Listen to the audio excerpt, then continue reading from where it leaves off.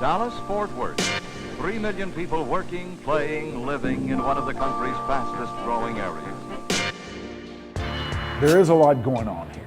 I mean, you got the Rangers, you got the Cowboys, you got the Mavericks, and that doesn't even take into account high school football. When the tickets started out, everybody thought that there was no way sports radio was going to work here. And the reasons that they would give me when I would ask somebody why not is they'd say, well, first of all, you don't have a big signal, you don't have a team, and you don't have any name brand personalities. And all of that was true. Yet what did we do? We made a niche for ourselves. We did it by coming up with something different, by keeping our eye on the prize, by believing in each other, and by not getting knocked off point by the naysayers. UTA can do that too. It can happen. Go, let's go! Two hands, two hands. What's up, y'all? Let's change the energy. Let's change the energy. What's up, Pat? Seal him. Seal him. Hello. Get there, Pat. Good, Pat. Duck that. Be ready to catch that heat. Be ready to catch that heat. You know what I'm saying? Keep your butt to the baseline. I grew up in Sarasota, Florida, and I lived all my life there until coming here. I was blessed. There's definitely times where we struggled, but we didn't even know it. I feel like as kids that's all you know. You know, you just live in this kind of like a box, and what you see is what you know. I'll never forget my oldest brother when they came and dropped me off. I had my plane ticket, I was getting ready to throw it away, and he grabbed it and gave it back to me. He was like, don't come back without doing something. So outside of basketball, I found this passion for just entrepreneurship, and real estate was something that drew me towards it. So I'm actually already a licensed realtor, and then I just started my own real estate investing company a couple months ago as well. Hey, this is DeMarco Bryant with Bryant Pro Capital. I'm calling in regards to this bridge in Sarasota that I kind of found like my safe haven in a way. Every Sunday night I'd go run, and then I'd spend some time sitting out there. And I remember I wrote my name on the bridge when I was 12 years old with a rock. And every time I go back home, I go and I write it again. And I just kind of see where God has taken me from that 12-year-old kid who wasn't supposed to be anything to where I'm at now. I was able to use basketball to change my life. And I'm just forever grateful for that. I got ball. I got ball. Shay, Shay, Shay! Good day, Blue. I've been playing basketball since I was 3 years old. My mom tells me. Growing up, I've always wanted to get away. I always wanted to be the farthest away from home. I never liked being there, the cold, snow, never liked being there. So when I left, I mean, it was like a relief. There's some rough parts in Indianapolis growing up. It's a lot of killing and stuff. I have a lot of friends that's either locked up right now or dead. And in basketball, I feel like basketball was my way out.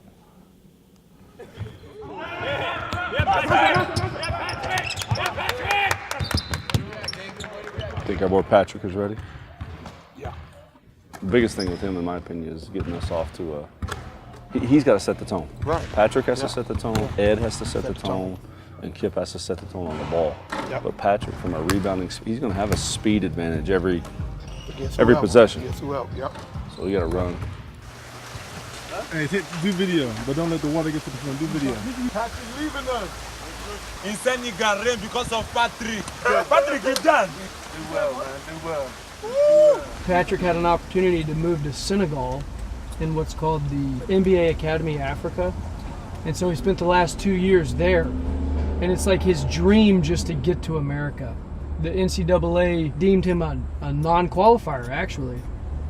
So when I called Patrick to tell him the bad news, it was awful. You could hear him tearing up. It was really tough.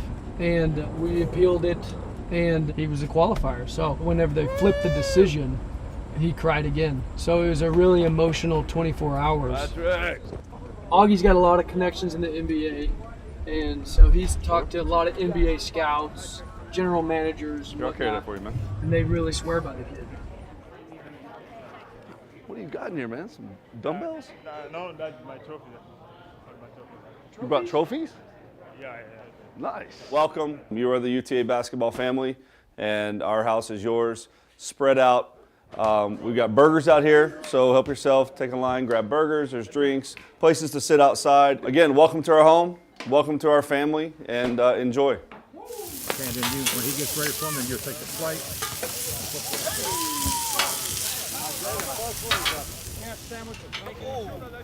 Did you put fruit in your burger? Yeah. Why, bro? Hey, that's some island stuff for real. No, hey, you can't. You can't do that. No. No. Pineapples. No. Pineapples on your burger. Is that what we do on the island? I mean, it's good. We don't do that. No. Try it. Yes, you can throw a party. If we go to the tournament, Yeah, you can throw a party in mine. Get this on camera. If we get to the NCAA tournament, Coach Chris Ogden said the UTA men's basketball team can throw a party at his house. But he can't be here. He can't be here. Whoa. You just threw that in there. Whoa. This was discussed. No, it wasn't. I said no one over 26. But he didn't think that over 12. No one over 26. Oh, including, okay. Except Dumb, Bill, because he's security. Bill. Who he going up? That's a wrap, baby. Hey,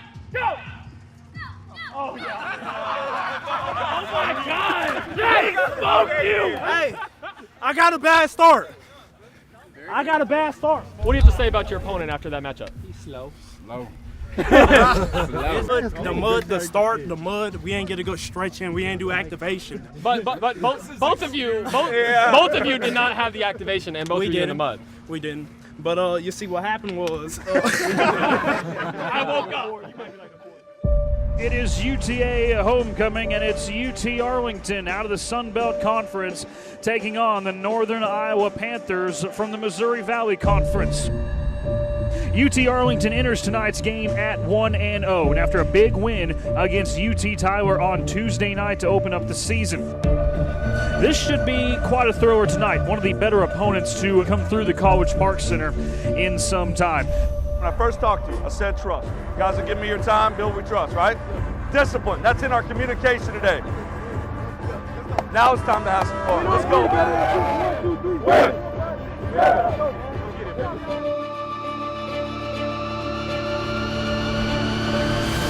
It is 2018 UTA homecoming, and let's play basketball tonight. Here we go. Match up.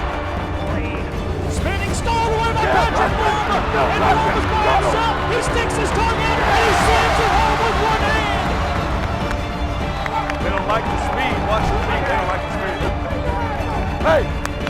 Hey, they don't like our speed. They don't like our speed. After being down by a point at halftime, UTA shooting 46% in the second half, lead 72-64. Mavericks came in as the big underdog tonight, but it appears the Mavericks are going to start their season 2-0. Murhale with the basketball, takes a three, off the front iron, Davis wheels it up to Warren. UTA wins on homecoming. Chris Ogden era has officially begun in College Park Center.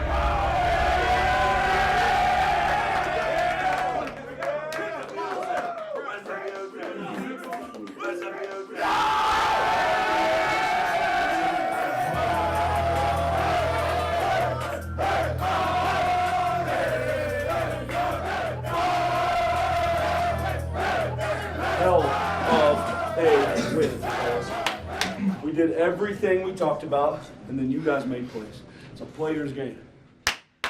They thought they were going to out-hoop us. Nope. Nope. Not out-hooping us. You may have some advantages, but you ain't out-hooping us. Team effort. Big time win. All of you guys. Now, being a pro continues. It doesn't stop.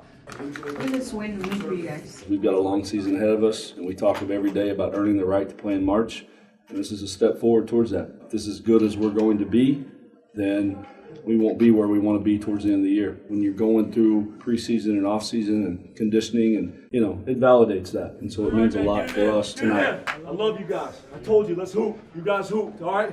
Yes, sir. Win on three. 1, 2, 3. Win.